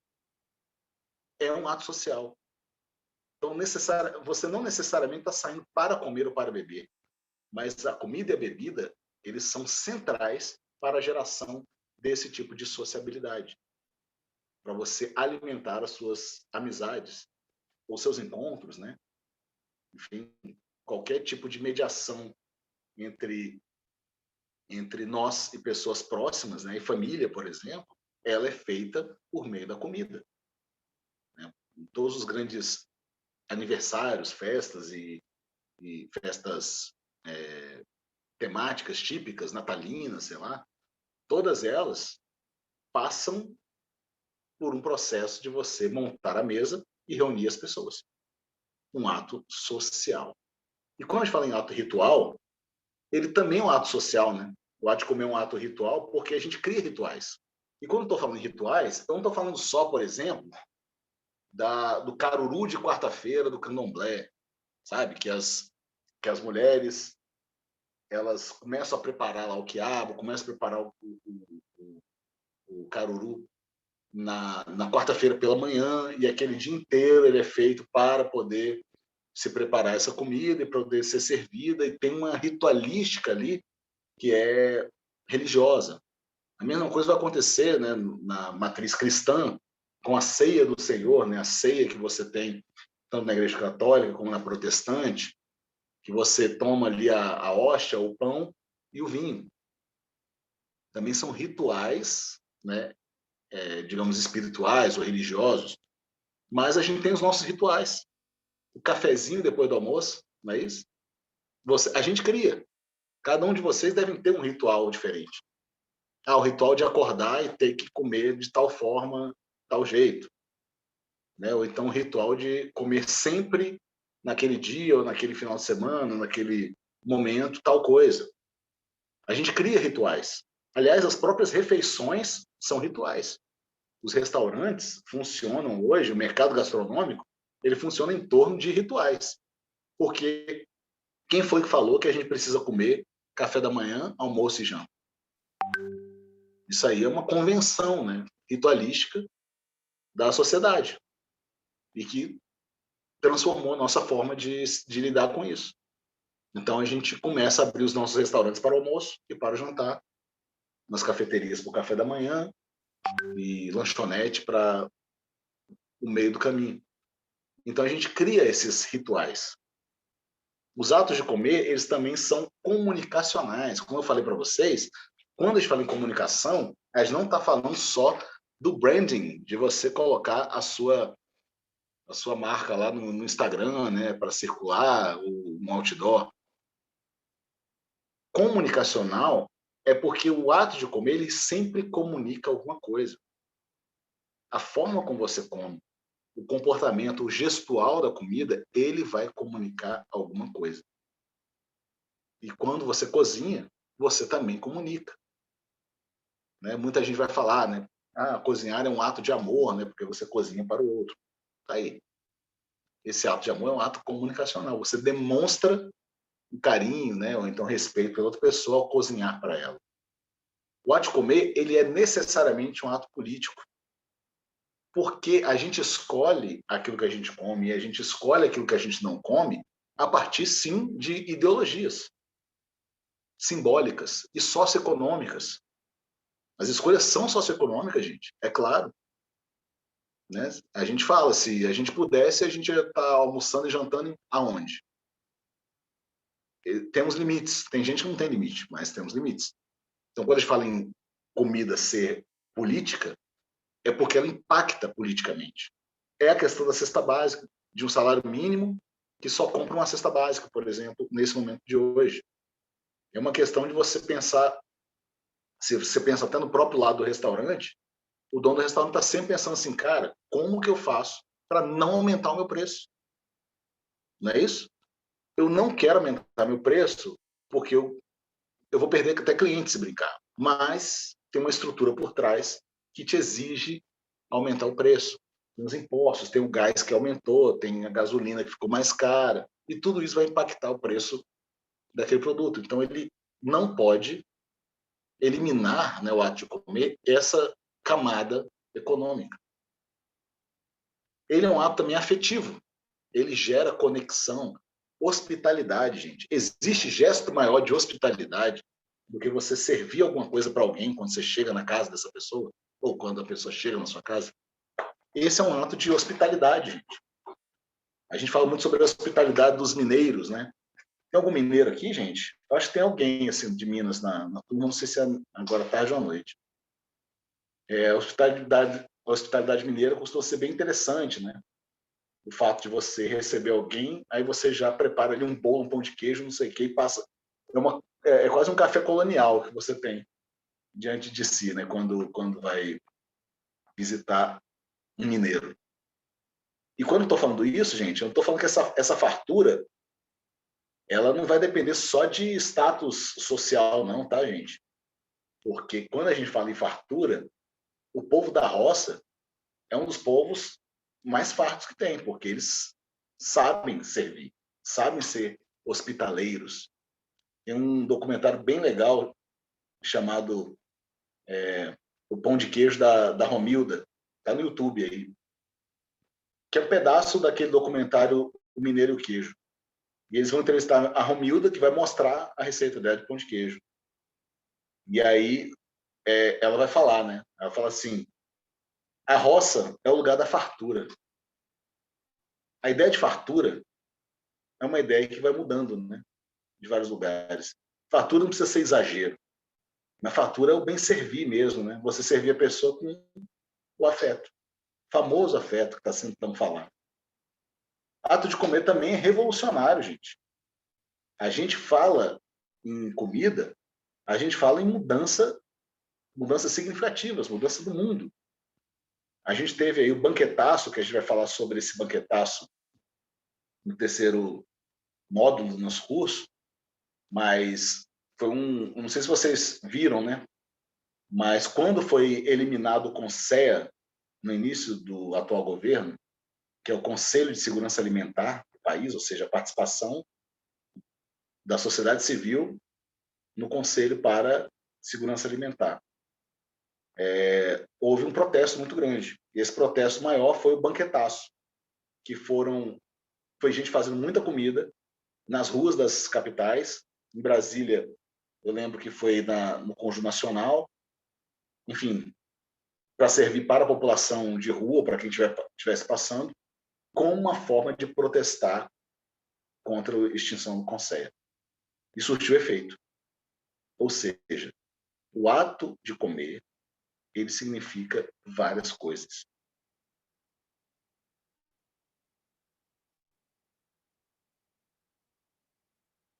O ato de comer, no final de tudo, ele forma isso que a gente chama de comensalidade. Começou lá na Conquista do Fogo, né? Tem até esse filme Guerra do Fogo, de 1982. É difícil de achar, gente. Eu tinha o link, mas o link corrompeu, então eu não estou mais colocando aqui no nosso sistema. Mas a comensalidade é basicamente a necessidade de se aglomerar. Um dos grandes impactos da pandemia que a gente teve, que fez todo mundo ficar realmente muito preocupado, foi exatamente a falta dessa possibilidade de aglomeração. Porque é uma necessidade para a formação da comensalidade mesmo. O que forma a comensalidade é a cultura forma. E nossa forma cultural de existir, de ser e de fazer as coisas, elas passam pela forma como a gente come. E aí, vou trazer para vocês, galera que já fez gastronomia, provavelmente já conhece esse triângulo.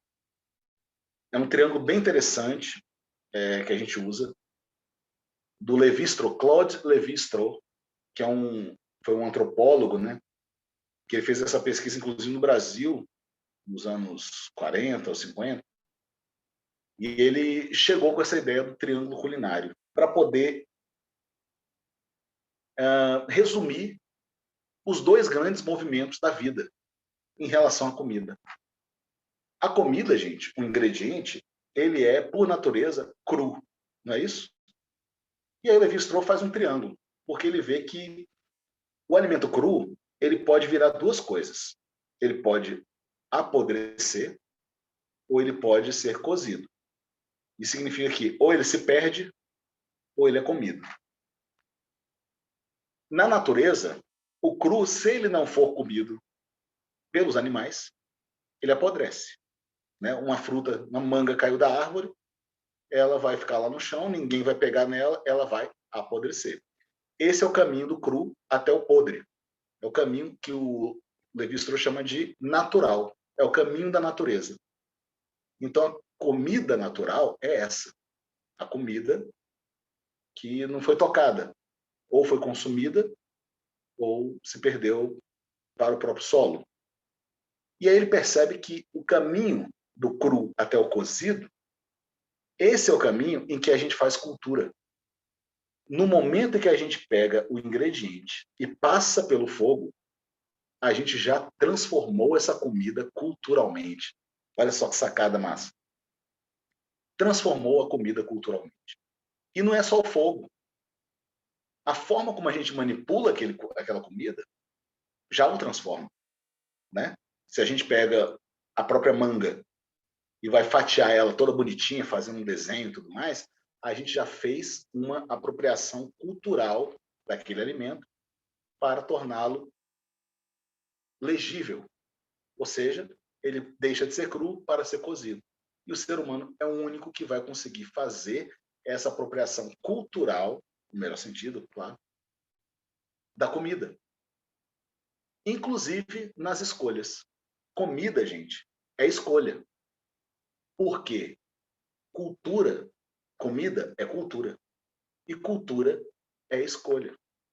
Então, gente, a primeiro momento nosso de relação com a comida é quando a gente produz alimentos. A primeira coisa que a gente faz culturalmente é conhecer e diferenciar aquilo que é comestível. Na natureza, os animais vão fazer de qual forma? Eles vão evitar comer aquilo que eles instintivamente sabem que vai fazer mal, que é venenoso, que é perigoso, que... Enfim. No caso do ser humano, não. Tem várias coisas que são comestíveis e que a gente não come, como sociedade. Aliás, que a gente rejeita. Não sei se vocês sabem, mas o Brasil é um dos grandes produtores de carne de cavalo. Só que a gente não consome carne de cavalo. A gente exporta. Na Itália se consome horrores de carne de cavalo. Tem carne de cavalo no supermercado. Assim, tem até hambúrguer de cavalo. Tá, JP? Depois você testa aí com a gente. Então você escolhe o que é comestível, socialmente e culturalmente. Você gera tabus, né? Que você não come aquilo. Ah, aquilo é comida de pasto, aquilo é comida de bicho. A gente não come isso, mas em outra cultura, eles fazem um banquete com aquele troço. Isso é natural da nossa forma de compor a nossa cultura. A gente escolhe o que a gente come. E a gente escolhe também aquilo que a gente acha que realmente podemos comer. E a partir daí a gente gera vários tipos de troca de conhecimento, né? Hibridismos culturais, né?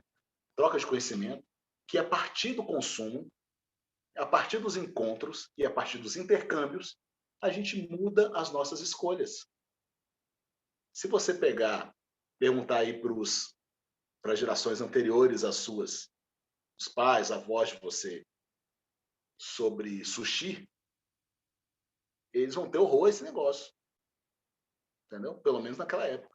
Se você pensar nos anos 70, nos anos 60, gente, o brasileiro não ia poder ver um peixe cru porque achar que ia morrer, né? Comida crua. E agora o sushi, ele é uma das coisas mais populares. Tem regiões do Brasil cujo delivery, né, mais pedido é de comida japonesa já. E quando fala em comida japonesa, está falando muito mais do sushi e do peixe cru, né? Então, esse é um tipo de tabu que a gente superou a partir dos encontros e dos intercâmbios culturais. A gente aceitou o sushi e escolheu ele como acessível para o nosso consumo. Só que outras coisas da própria cultura japonesa a gente continua sem aceitar. Entende? Faz parte dessa formação, dessas trocas. E comida é tecnologia. Tecnologia começa lá no fogo, começa lá na faca, lá na forma de você montar um instrumento para poder manipular a comida. Esses avanços tecnológicos, eles também formulam, moldam a cozinha. E como já dizia Máximo Montanari, a cozinha foi quem fez o ser humano, e não o contrário. Não fomos nós que criamos a cozinha, mas foi a cozinha que nos criou, porque o ato de cozinhar é o primeiro que nos difere, né, do reino animal. Para resumir, comensalidade, gente, não é um comercial de margarina. O comercial de margarina é justamente a consequência de um dos grandes sequestros dos nossos afetos. Hoje a gente não tem muito comercial de margarina, né? Já foi uma coisa muito mais polêmica, né, em termos de outrora. Mas o comercial de margarina, ele é muito conhecido por ilustrar a família perfeita, né? A gente até fala até hoje, né, família de comercial de margarina. Normalmente uma família feita, né, por homem e mulher, normalmente representada por pessoas brancas, né, com 2 meninos, e a margarina sempre como um ideal de saúde. E ela começa a ser vendida assim. Ela começa a ser retirada, né, do seu lugar de margarina, de um processo de um produto ultraprocessado, né, para se tornar um produto vendável para que você, a partir desse imaginário da família bonita, você tenha, né, na margarina esse senso de afeto, né? A margarina então entra na nossa sociedade de uma forma muito grande, assim, né? Muito firme. Primeiro porque a manteiga, né, era inacessível, inclusive para a classe média. No tempo do comercial de margarina, ali nos anos 70 e 80, principalmente, em que bombava margarina, manteiga era cara demais, entendeu? Então, você não tinha essa acessibilidade. E nos tempos anteriores, quando a margarina se estabelece, ali nos anos 60, no Brasil, por exemplo, você tinha uma escassez absurda de banha de porco, que era a gordura mais utilizada, né, para você fazer, para a doçaria brasileira, né, e, enfim, gordura para a produção de comida. Se você for ver, e eu tive esse impacto da hora que eu encontrei o livrinho de receita da minha avó, o livro de receita da minha avó, todas as receitas são feitas com margarina. E a gente fala assim, poxa, margarina, né? Margarina é esse elemento, né, do demônio. Mas era o acessível para a família brasileira, inclusive de classe média. Imagina de classes mais, né, menos privilegiadas. Então, no receituário da minha avó, afetivo, estava lá ela, a margarina. E não é só a margarina, gente. Você tem várias formas de manipulação dos seus afetos para uma finalidade mercantilista. Um deles, talvez mais conhecido por nós, né?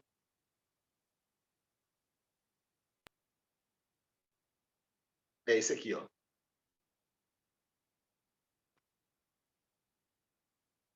Já ouviram falar no Sazon? O Sazon, gente, eu não sei se vocês são dessa época, tá? Me entregando aqui, sou mó tiozão, né, cara? Vou mostrar aqui para vocês o comercial original da Sazon. Não sei se vocês vão lembrar dele ou já viram no YouTube, né? É do YouTube que a gente vai tirar. Mas, basicamente, o que a gente vai descobrir com o Sazon é que não era amor, né? Nunca foi. Citando aí o Molejão, não era amor, era cilada, gente. Era ultraprocessado. Tem um podcast que vai estar no nosso ambiente digital de ensino, que vocês vão poder acessar, que vai falar sobre esse fenômeno aí do ultraprocessado. Não era amor, era aditivo. É uma indicação bem interessante, vocês vão encontrar lá. Vamos ver aqui esse comercial das antigas, para a gente ver como o pessoal manipulava os nossos sentimentos. Gente, pensa no povo que come mal, né, cara? Arroz com Sazon, um feijão com Sazon e um picadinho com Sazon. Cara, é daí para a farmácia comprar uma losartana potássica para baixar a pressão, né? Porque imagina. Mas é assim que a gente começa a aderir de uma forma super natural e lúdica, inclusive, ao ultraprocessado. Quando a gente fala em gastronomia, a gente está falando também em ficar alerta e ter um pensamento crítico para conseguir entender essas mensagens, gente, essas capturas dos nossos afetos. O que é isso, né? Quais são esses afetos em jogo? O que é esse amor? E a dona de casa recebendo elogios da comida que a empregada fez. Ótimo, Fabiana. Isso aí é um sintoma escravocrata bizarro do Brasil, né? Os É dotes tipo Dona culinários. Benta, né? É tipo Dona Benta, né? Quem cozinhava era a tia Anastácia, mas o livro de culinária é da Dona Benta. O livro é Dona Não Benta. é da tia Anastácia. Não são as receitas da tia Anastácia. São as Exatamente. receitas da Dona Benta. Exatamente. O meu tá O aqui, livro inclusive. que você vai comprar por uma grana é o da Dona Benta. Porque é branca, porque é assim, não é isso? A gente vai problematizar na próxima aula já esse nosso fantasma moderno da escravidão. Olha a Dona Benta ali, do JP. O meu tá aqui. Um dinheiro grande. É um dinheiro grande. É um ótimo livro. Só que, como a Fabiana falou, É um livro excelente. não é da Dona Benta. Tá aqui. A Dona Benta ganhava os créditos do Sazon. E aqui ainda pior, né? Porque você tem assim a dependência desse elemento Sazon, ou seja, não foi nem um tempero da empregada, né? Foi o tempero da indústria. né? Que é basicamente um tempero de sal, né? Sal com como é o nome? Glutamato monossódico, né? O famoso Ajinomoto. Então, gente, essas contradições da nossa gastronomia, elas existem. Entendeu? A gente tem que conviver com elas, mas a gente precisa construir, né, um olhar crítico para a gente não passar batido por elas.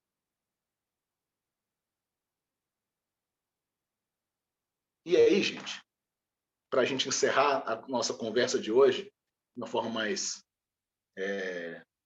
engraçada, né? Vamos pensar no que virou discutir gastronomia hoje. Já existe até o nome, né? Que é Memearia Gourmet, né? Tem até um perfil, acho que no Instagram ou Twitter, né? Chamado Memearia Gourmet. A Memearia Gourmet, ela tomou conta do discurso também gastronômico. Ela começa a pautar, aliás, a gastronomia. A gente morre de rir disso aqui, só que isso é uma realidade brutal para cima do nosso mercado gastronômico, inclusive. Ele começa a viver de ciclos de tendências que vão sempre precarizar o trabalhador do setor, tá? Porque ele sabe que aquilo vai acabar em breve. Ele vai criar uma narrativa para vender um produto que você não precisa e que provavelmente não é bom. Ou não é tão bom quanto o preço que lhe cobra. Caso do famoso brigadeiro gourmet. Brigadeiro, 0,49 pilas.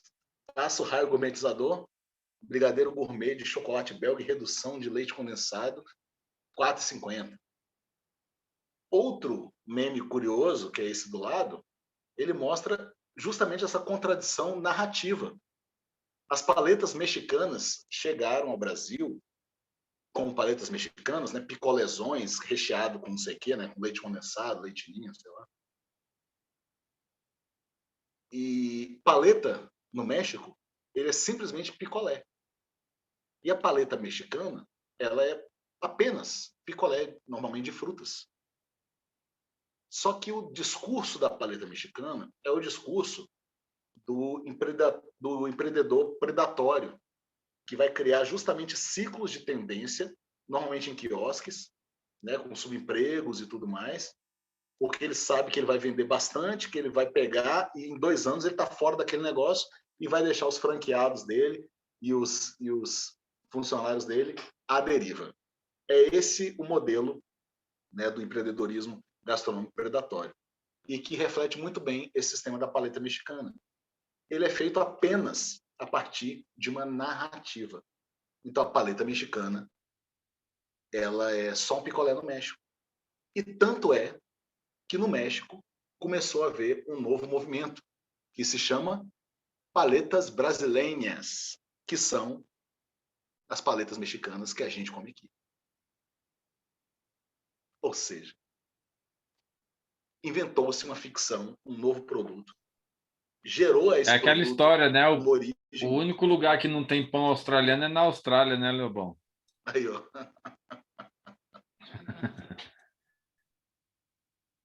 E você não vai encontrar, né? E você cria, né, essas falsas origens para você poder justificar, no final das contas, cobrança de preços.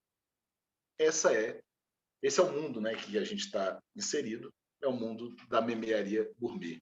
É a nossa sociedade, gente, de hoje. Essas foram as referências bibliográficas que a gente utilizou. E chegamos ao final da nossa conversa. Espero que vocês tenham gostado dessa aula de hoje. Pessoal da gravação, eu esqueci de falar, toda vez que eu citar um vídeo ou uma música, vocês precisam entrar na descrição do vídeo para ver esse vídeo e essa música, porque eu não posso deixá-los na gravação, tá? Por uma questão de direitos autorais. Então, sempre edito fora da gravação e vocês acessam embaixo na descrição do vídeo no momento que eu falar. Então, quando eu falar assim, a gente vai ouvir o Luiz Gonzaga, Ovo de Codorna, então você já fica ligado e fica ligada, porque eu vou provavelmente, enfim, tocar essa música ou então mostrar esse vídeo. Beleza? Antes da gente terminar, gente, primeiro, dúvidas? Alguma, gente? Como é que vocês estão aí? Deu para acompanhar tranquilo? Lobão, você Diga. falou de uma plataforma que vai. Essas bibliografias todas elas estão nessa plataforma. É uma biblioteca online. Eu vou mostrar aqui para vocês agora. Massa. Olha lá. Tem vários livros Sobre a desse aí nossa que eu tô plataforma. enrolando para ler já tem muito tempo. Aí, ó. O que eu faço na nossa plataforma é o seguinte, eu coloco muito mais trechos, tá? E textos curtos. Tem algumas indicações bibliográficas maiores, mas tem algumas coisas menores mesmo, né? Eu prefiro até para ajudar vocês. Vocês estão na correria aí e não dá tempo, talvez, de ler muita coisa. Então, gente, ó, essa aqui é a nossa plataforma. Plataforma Ensino Online. Vocês vão receber esse link, tá? Eu vou mandar daqui a pouco para vocês. Vocês vão receber o link e vocês vão receber uma senha. Normalmente a senha vai ser 1, 2, 3, 4. E vocês vão ser forçados, então, a mudar essa senha. Qual é o login de vocês? O login é o e-mail que vocês cadastraram. Vocês coloquem o e-mail que vocês cadastraram no Comida de Pensar e colocam aqui 1, 2, 3, 4. E aí, quando você entrar, você vai entrar neste ambiente. Claro que aqui eu estou entrando no ambiente do prof, né? Mas vocês vão entrar nesse ambiente aqui, ó. Vocês vão entrar direto no Comida de Pensar. Entendeu? E aí, no Comida de Pensar, vocês vão ter bibliografia, os textinhos aqui, ó, tá vendo? Aí tem a aula 1. Dá para ver tudo aí? Ó, com o comercial da Sazon, tem um texto aqui, o exercício da comensalidade. A gravação da aula vai estar aqui. Quando você chegar aqui, você vai apertar a gravação da aula, por exemplo, você vai vir para esse campo aqui, ó. O vídeo já está aqui, ó. Pronto. E aí você pode assistir lá no YouTube, clicando aqui, ou dar um play aqui direto. Entendeu? Então, que cada aula vai ser atualizada. Os textos já vão estar lá, então vocês podem ver os textos das aulas seguintes, sem problema nenhum. Beleza? E as gravações. Vai ser super tranquilo. Joia, minha gente? Pessoal, a conversa de hoje foi essa. Maravilha. Agradeço vocês demais. E vou deixar para vocês aqui, no finalzinho da nossa aula, a gente vai encerrar falando sobre comensalidade, só que pela voz do Chico Buarque. Feijoada completa. Que, para mim, é o resumo, né, desse ideal de comensalidade, né, para o mundo contemporâneo. Eu fico por aqui e a gente se vê na segunda-feira e vamos se falando por e-mail. Se vocês tiverem qualquer dúvida, só mandar. Beleza? Então, fui. Tá. Um beijo. Muito mais.